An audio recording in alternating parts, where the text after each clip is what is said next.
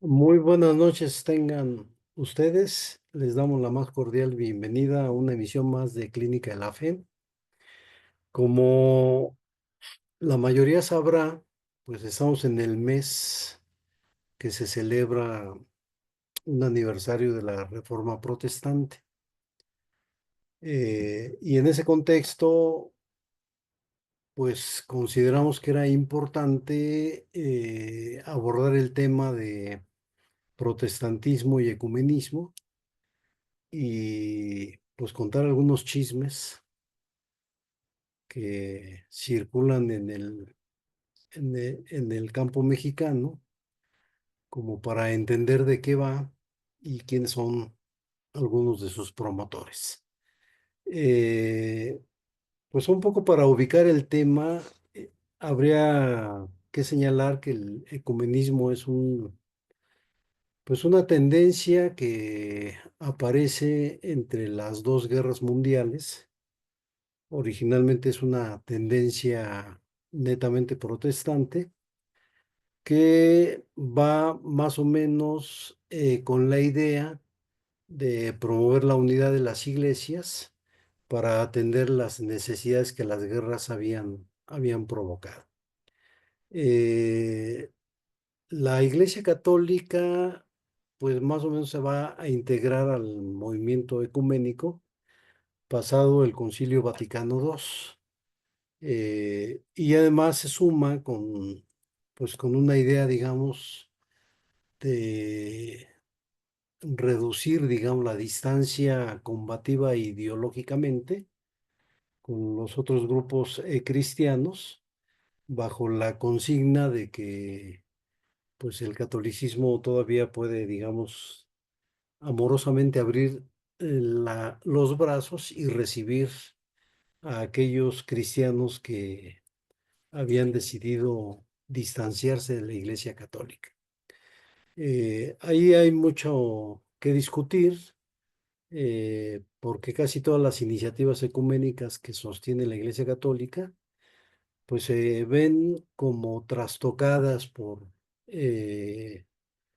pues por la geografía y también por el número de feligresía que mantiene, digamos. En espacios donde es minoría, pues básicamente pide tolerancia.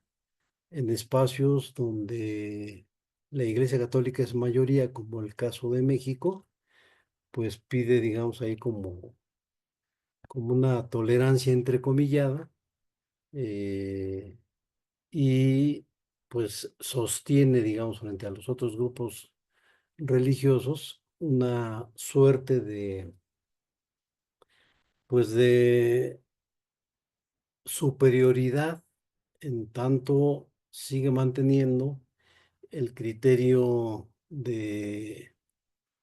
eh, pues de iglesia privilegiada por ser, digamos, una iglesia, a decir de su propia tradición, pues una iglesia que hereda, digamos, pues el privilegio de ser la iglesia de Cristo, en la medida, digamos, que asume que es del linaje del apóstol Pablo, ¿no? Y ahí, digamos, el asunto con las otras iglesias pues es un asunto pues entre doctrinario y entre impositivo, es decir, impositivo por el carácter hegemónico que tiene la religión católica, no solo en México, sino en toda América Latina, ¿no?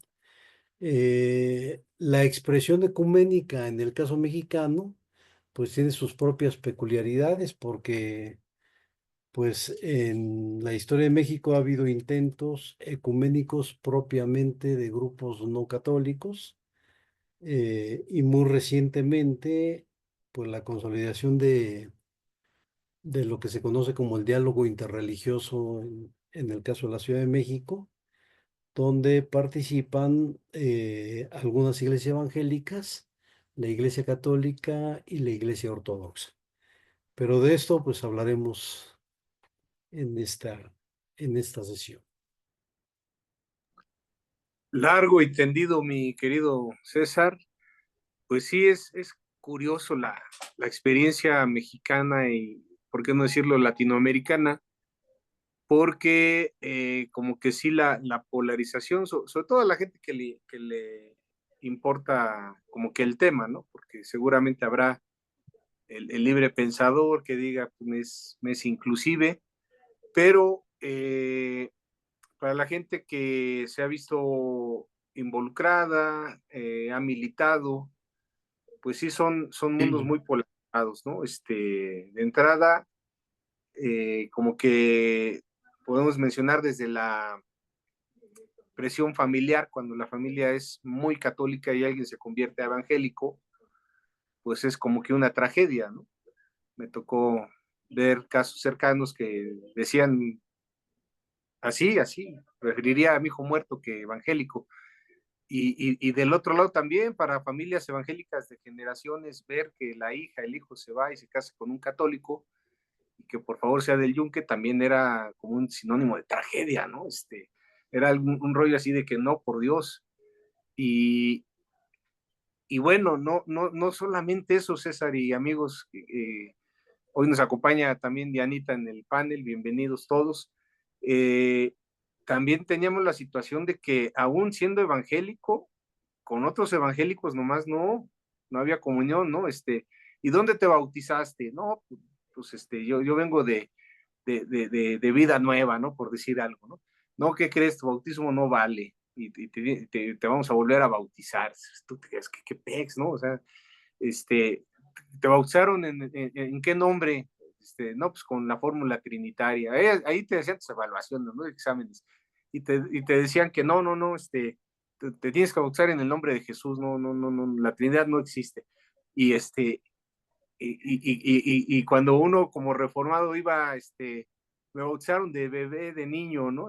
No, ¿cómo? Tiene que ser ya de grande. Y bueno, en fin, de verdad que esto del rollo del diálogo, ya no pensemos con otras religiones, simplemente con confesiones cristianas o entre confesiones cristianas parecía tener muchos obstáculos. Dianita, buenas noches, platícanos el chisme, cómo te fue a ti, cuántas veces te bautizaste en este transcurso de tu vida angélica. Ya, Cuéntanos, qué significa para ti el 31 de octubre y este rollo de católico evangélico y rollos entre evangélicos, ¿no? A ver, cuéntanos. sí. Hola, buenas noches. Bueno, empezando por lo de cuántas veces me bauticé. La verdad es que tu comentario me hacía recordar que pues me bauticé dos veces porque la primera fue cuando tenía 11 años y estaba en una iglesia pentecostal.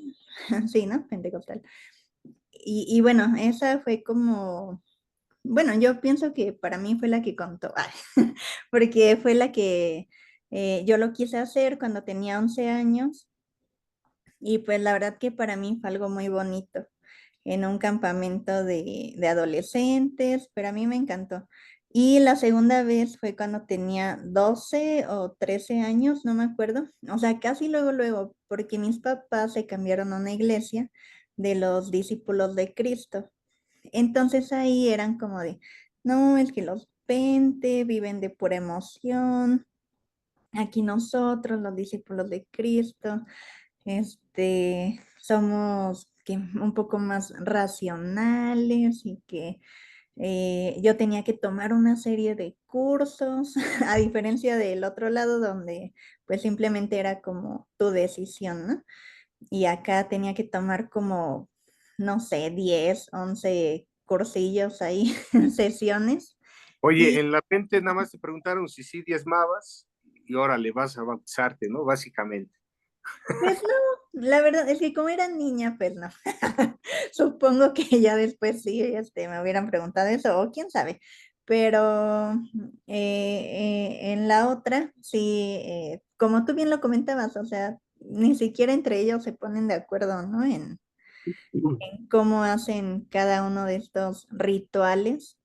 Eh, Y pues el significado que le dan, la interpretación, también es totalmente diferente, porque pues a lo mejor como lo que tú decías, ¿no? Los presbis, pues eres niño, tus papás son cristianos, te podemos bautizar, ¿no?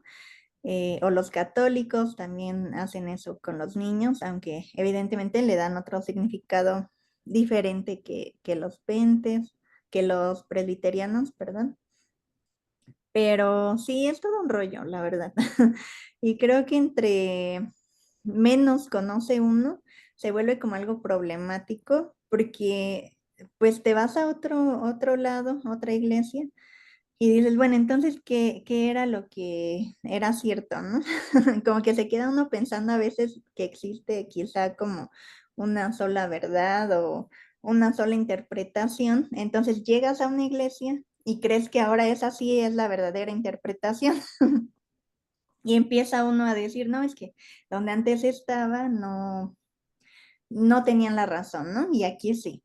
Y evidentemente la gente que está ahí también, pues se vuelve cómplice para seguir como diciendo que los que no creen en lo mismo que ellos, pues también están mal, ¿no? Eh, y bueno, también creo que sí he visto últimamente como alianzas entre diferentes denominaciones, pero no sé, o sea, como que me da la impresión, o por comentarios que yo he escuchado, de que sigue siendo así como, bueno, es que, o sea, yo como reformado te estoy haciendo el favor a ti, Pente, de que te juntes conmigo, ¿no? Porque yo tengo la verdad, pero pues bajita la mano, así como que te pendejeo, ¿no? Porque tú eres de esos que bailan y que no sé qué, entonces, pues no, o sea, de verdad que no, no creo que haya como una unidad o algo así, muy en el fondo, ¿no? Sino como que me conviene esta alianza contigo, no importa que creas algo diferente, pero me va a convenir en un aspecto económico o me vas a prestar tu auditorio que está enorme y yo lo necesito para hacer mis eventos. Creo que va por ahí el asunto. No podría generalizar, evidentemente, pero sí me ha tocado ver ese tipo de casos. ¿Y qué más? ¿Qué significa para mí el 31 de octubre? Pues...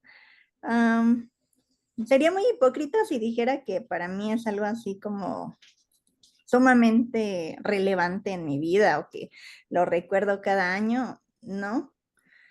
Sí creo que en su momento fue algo totalmente diferente, ¿no? O sea, como esta persona, el hecho de enfrentarse y querer hacer las cosas diferentes, pero creo que ya también cuando uno estudia, por lo menos cuando he leído más de Lutero, también pienso que fue una persona muy culé, o sea, con los que él tenía alrededor, ¿no? Porque era muy impositivo de lo que él creía y él lo defendía, ¿no? Eso está bien, pero creo que ya el ir a, ¿cómo decirlo?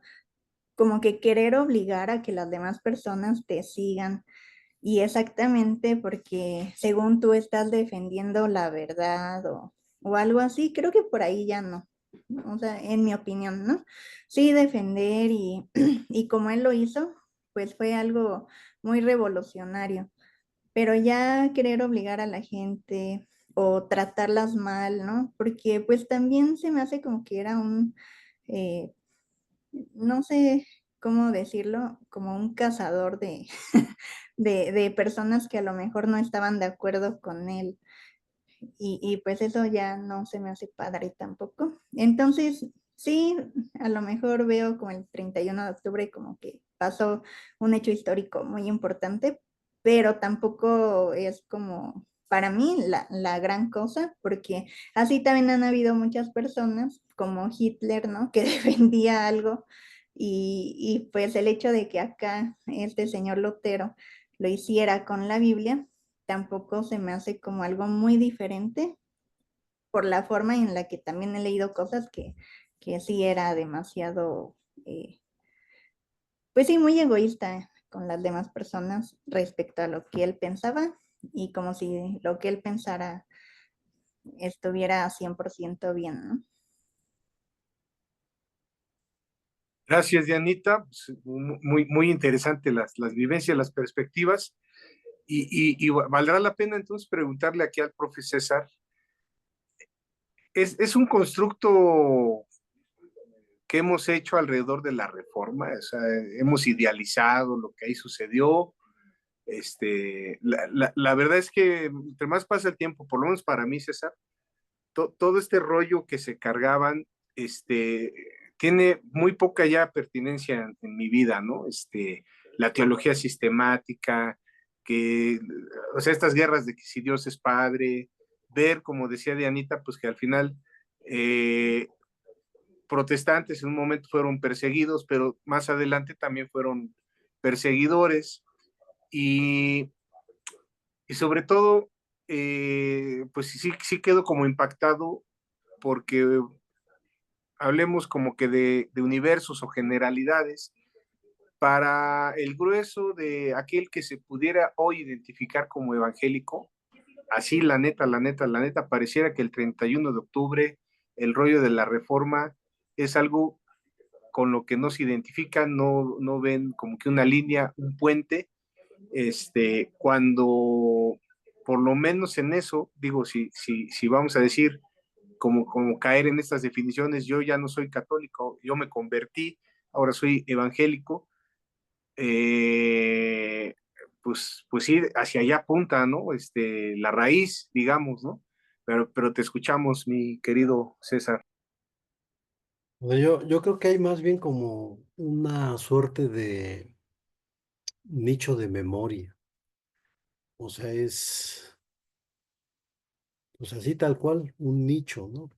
Eh, Porque las implicaciones y los efectos de la reforma protestante, pues sí se dejaron sentir en América Latina, pero fue una especie de campaña montada con toda la maquinaria ideológica de la Iglesia Católica en ausencia del implicado, ¿no?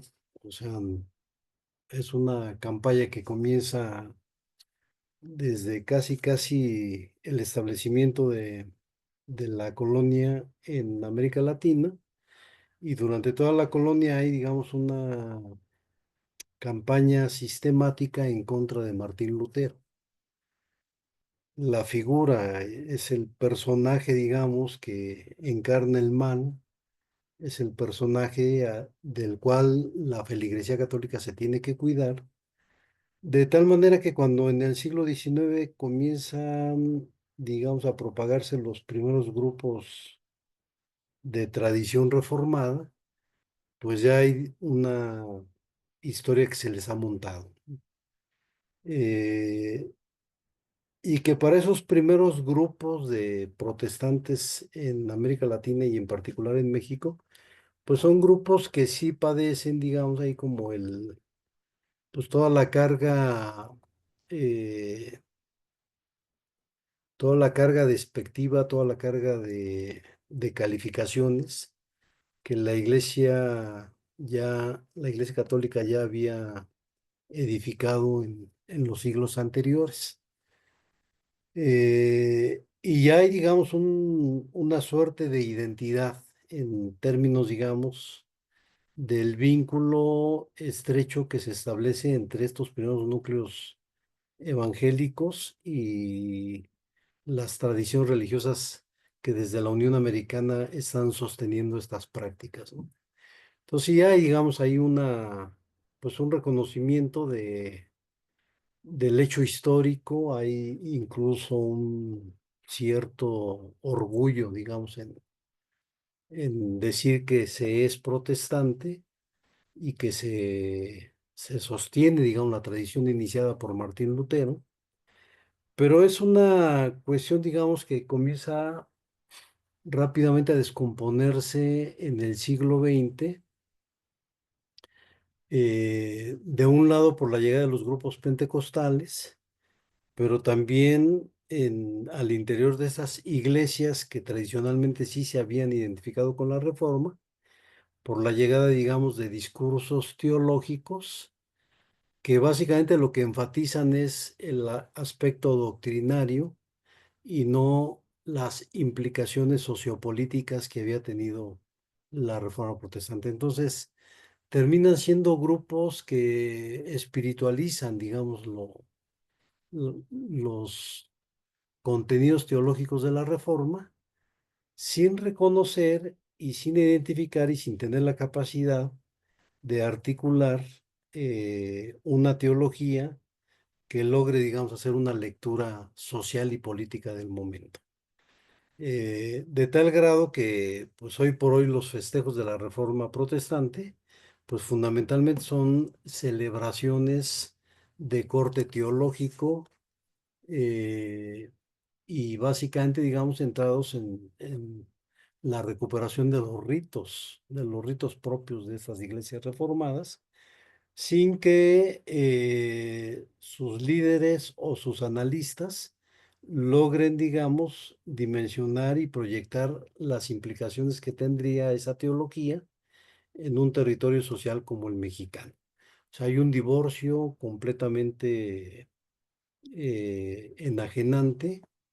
Si no, a lo mejor me quedo corto, a lo mejor diría esquizofrénico, en donde, digamos, los actores pues lo que construyen es como una suerte de doble lenguaje, pero también una suerte de doble vida. O sea, la vida dentro de la iglesia y que no tiene además nada que ver con la vida que tienen fuera de sus iglesias. Y esta actitud esquizofrénica, pues literalmente digamos, obliga al creyente que vive así a silenciar sus convicciones cuando está fuera de sus núcleos religiosos, porque no sabe cómo articularlos, ni tampoco sabe cómo eh, volverlos coherentes, digamos, con el tipo de vida social que hoy por hoy se ofrece.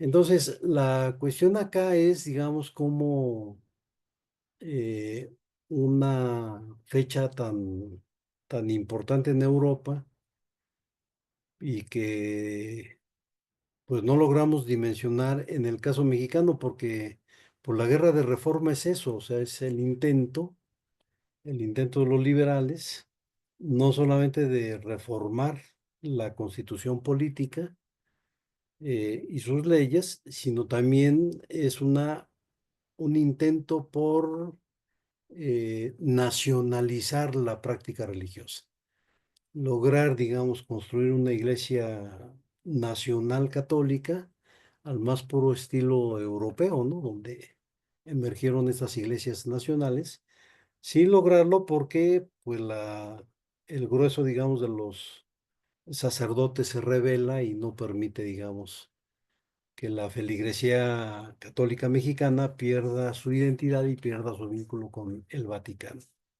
Entonces, lo que se monta, digamos, a lo largo del siglo XX, porque en el siglo XX es cuando se agudiza, es justamente una campaña nacional por identificar los valores católicos con la nacionalidad mexicana.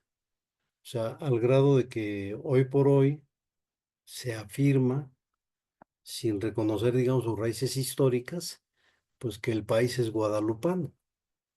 Cuando en realidad, digamos, esa campaña es una campaña de la década de los 40 del siglo XX, que se monta acompañada de la consigna de que el protestantismo es una cultura ajena, ¿no? Y en muchos sentidos, digamos, esa sensación o esa percepción de que la reforma protestante resulta ajena es justamente producto de esas campañas.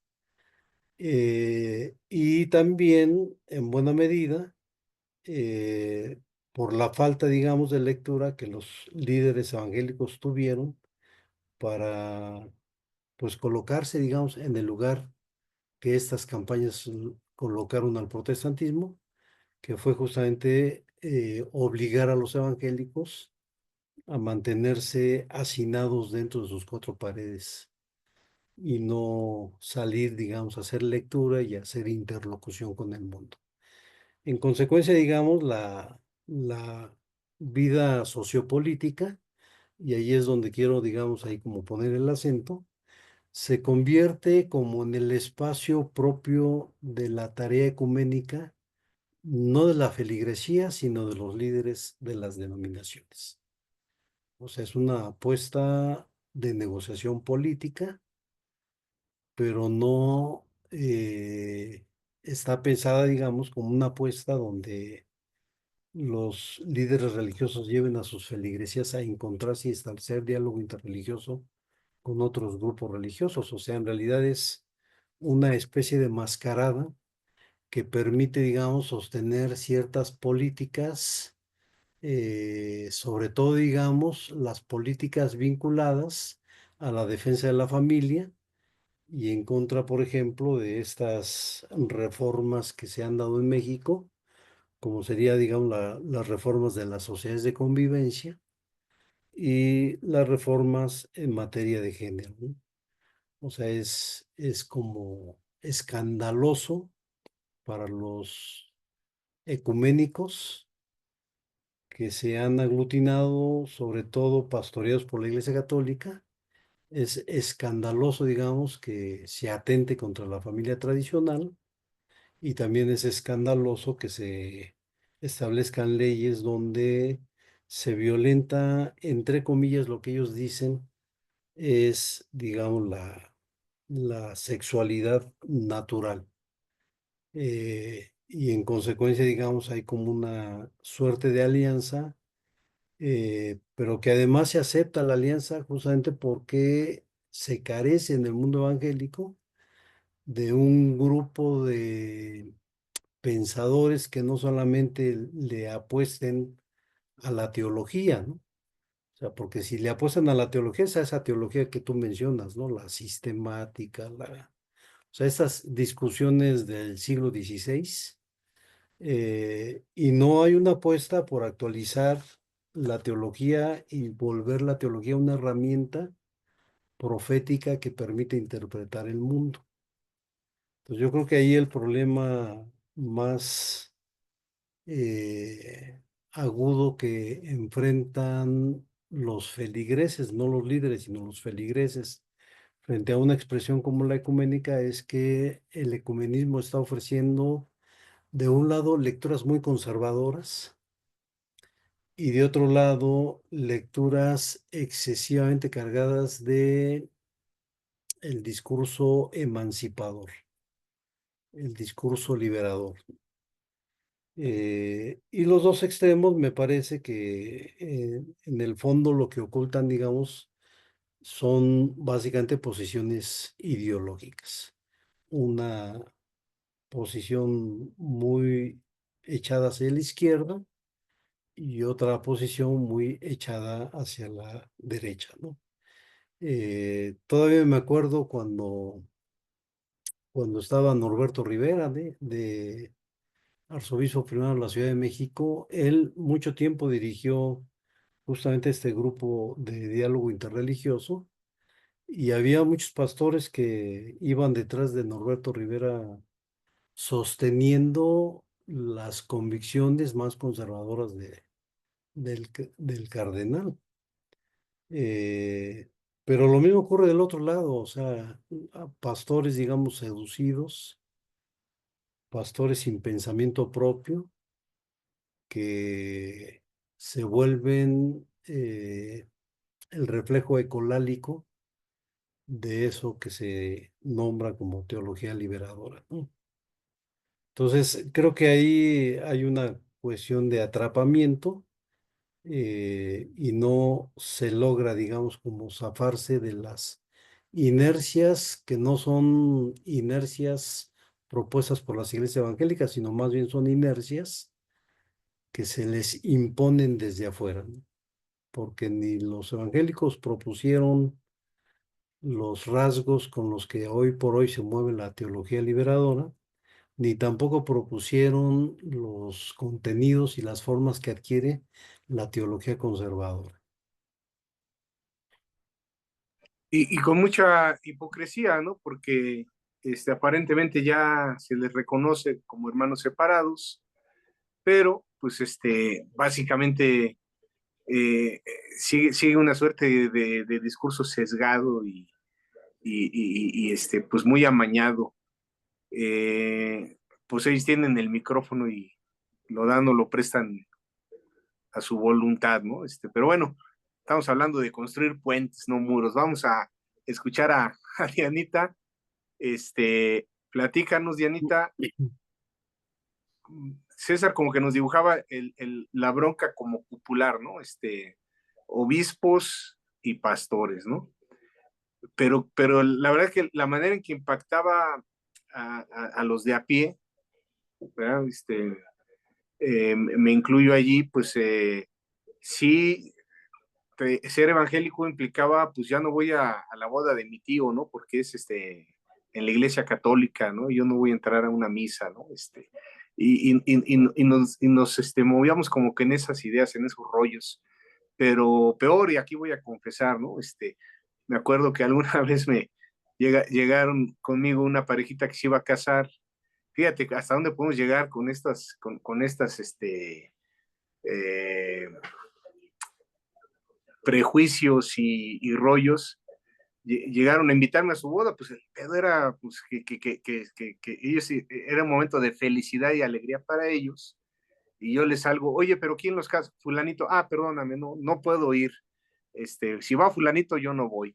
Entonces, digo, en lo humano es natural que tengamos nuestras filias, nuestras fobias, pero dentro del rollo cristiano como que al final no lo pensamos, se ve terrible, ¿no? ¿Cómo es tu vivencia hoy después de tanto que nos has platicado? Pues a lo mejor todavía tienes temas, ¿no? De familia que sí está metida en la iglesia, amistades que ya, pues no importa el tema de la religión. ¿Cómo es ahora la situación? ¿Cómo ves la posibilidad, si no las cúpulas, pero por lo menos los de base, no tomar posiciones tan radicalizadas, ¿no? Te escuchamos, Dianita. Sí, gracias, Roberto. Pues sí, bueno, ahorita ya no tengo como tantos amigos, pero le da risa a César, pero de los que todavía me quedan, que creen en ese tipo de cosas, ay, pues sigue siendo igual y creo que se refleja un montón en la parte del evangelismo, o lo que ellos llaman evangelismo, ¿no? El hecho de invitar en las universidades chicos para que vayan a las reuniones y que tomen pues como una mini prédica y un mensaje, pero es obvio que si ellos te invitan a una fiesta o algo, pues tú no vas a ir, ¿no? Porque, porque tú no eres del mundo. Entonces, pues sí, creo que todavía sigue muy marcado eso, como la apariencia, ¿no? De pensar que tú eres mejor que los demás, o esa es como una conclusión a la que yo he llegado, porque, o sea, que ni siquiera me vean con ellos, ¿no? Que hacen ciertas cosas, o no sé, si no es porque los estoy evangelizando, ¿no?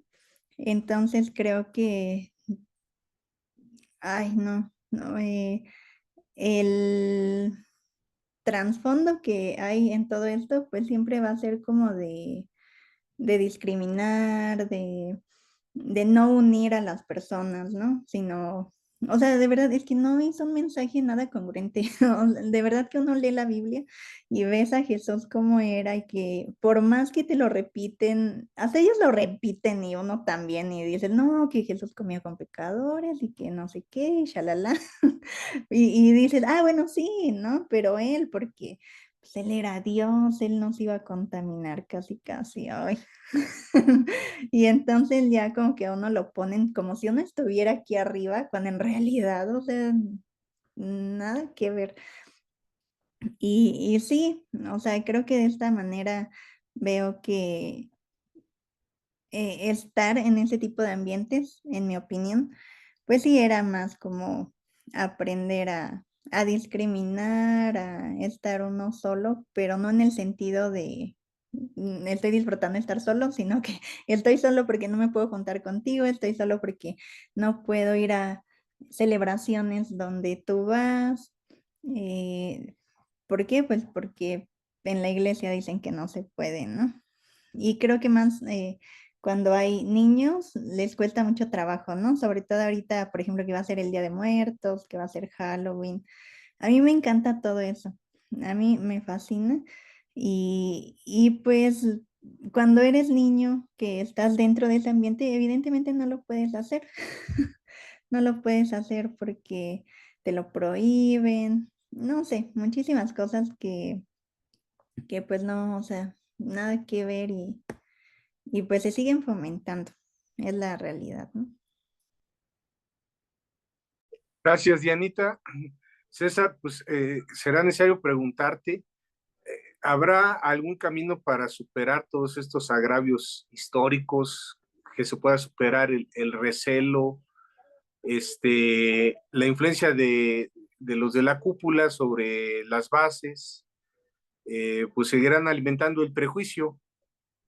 Ahora, pues también yo quisiera preguntarte, digo, en México quizás lo vemos medio lejanón, pero pues, imagínate que hablar de ecumenismo sea hablar de como que tumbar muros, construir puentes entre mismos cristianos.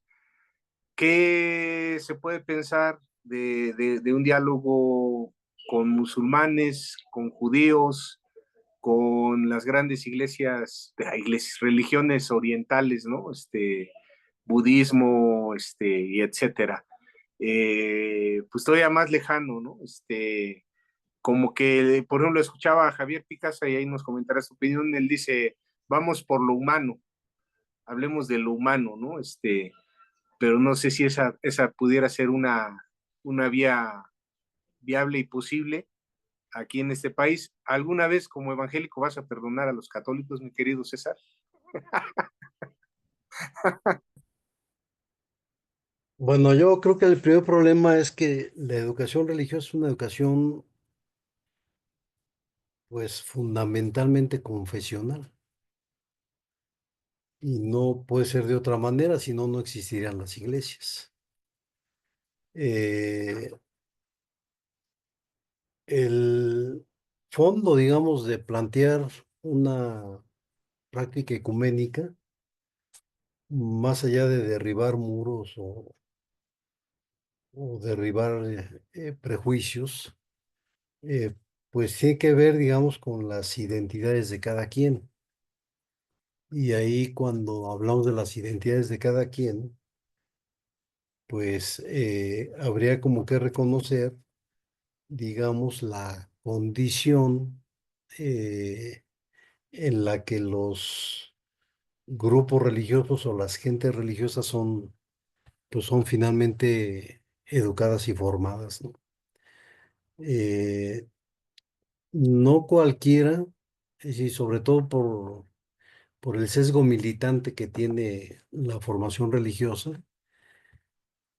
Los sesgos militantes regularmente son intolerantes, son dogmáticos y son poco flexibles a la hora de enfrentar la diferencia. Eh, y esa cuestión, digamos, de la práctica de la diversidad o la aceptación del diferente, pues ocurre no como producto de un programa religioso formativo, sino como producto de una práctica cotidiana. Eh, y esa práctica cotidiana, pues se monta bajo dos procesos muy estudiados y muy identificables. Uno es, digamos, el proceso de saber quién es uno, o sea, estar seguro de lo que uno piensa, estar seguro de lo que uno busca y estar seguro de lo que uno cree para, a partir de esa seguridad, aceptar pues que hay diferentes a mí, y aceptar que hay diferentes a mí y poder construir incluso hasta proyectos en el entendido de que la diferencia no representa un riesgo para mí. Y lo que tenemos en realidad en los espacios religiosos es lo contrario. Es decir, los líderes básicamente lo que enseñan es que lo que ahí se les enseña es la verdad. Y entonces lo que tenemos en los espacios religiosos son discursos de veracidad. Es decir, todos con la pretensión de decir la verdad. Eh, y van como en la canción eh, de Pink Floyd, El Muro, pues produciendo tabiquitos en serie. Si todos los feligreses salen convencidos de que ahí se les enseña la verdad. Y entonces, pues eso se vuelve explosivo, pues, o sea, no es posible mandar a un militante con esas características a tratar de entender al prójimo, porque lo que van a hacer es agarrarse del chongo. Por eso digo que el ecumenismo, pues sí es muy practicado, pero básicamente por los líderes, o sea, porque los líderes operan no bajo un cálculo teológico, sino bajo un cálculo político. El feligrés no puede, pues. O sea, el feligrés, su identidad está en la ortodoxia. El feligrés tiene sus convicciones marcadas como mojoneras que le dicen por dónde caminar y por dónde no caminar. Eh, y los programas formativos de los grupos religiosos no son programas formativos que apuntan hacia la aceptación de la diferencia. Más bien lo contrario, apuntan hacia la confesionalidad y hacia el dogmatismo particular, simplemente porque los otros están equivocados. Entonces ahí sí, digamos, pues el asunto choca, pues no es tan cierto. O sea, discursivamente existe el movimiento ecuménico, discursivamente existe la expresión teológica reformada, pero por la vía de los hechos ni el reformado lo es, en la medida que carece de una lectura sociopolítica, ni el ecuménico lo es, en la medida que en los espacios ecuménicos fundamentalmente participan líderes y no congregaciones. Pues ardua, por no decir imposible, quizás la tarea, pero pues sí, ojalá eh, de alguna manera podamos llegar a la conclusión de que eh, no convienen estas disputas, no conviene creerse poseedor de la única verdad. Eh, pues de pronto que las convicciones religiosas nos alejen de amigos, de familia, pues también cabe la pena cuestionarse, ¿no? ¿Qué sentido tiene? Pues hemos agotado el tiempo de esta charla. Felicidades a los que celebran la reforma, eh, pero también pues la invitación a, de alguna manera, eh, desadoctrinarnos y aprender a entender y aceptar pues esa otredad de la que nos hablaba el profe César. Quiero agradecerle mucho su atención, agradecerle a nuestros panelistas de esta noche, el profesor César y Dianita, gracias por habernos acompañado y nos estamos saludando en la próxima transmisión.